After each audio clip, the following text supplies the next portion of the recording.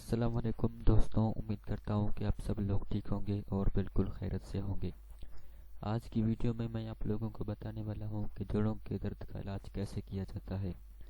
ایک بہت ہی کارآمد ٹوٹکا ہے، میں آپ کو بتاتا ہوں۔ کارآمد بالکل بہترین ٹوٹکا ہے۔ جوڑوں کے مریض ڈاکٹر کے پاس نہیں، مچھلی فروش کے پاس جائیں۔ جوڑوں کا درد ہو یا پٹھوں کا موچ ہو یا سردی کا درد یا جوڑوں پر سوجن ہو، اس کے لیے بہت کارآمد ٹوٹکا ہے۔ بازار میں مچھلی فروش جس تیل میں مچھلی فرائی کرتے ہیں، ان سے وہ تیل لے لیں۔ تیل جتنا پرانا ہوگا اتنا ہی نفع بخش ہوگا۔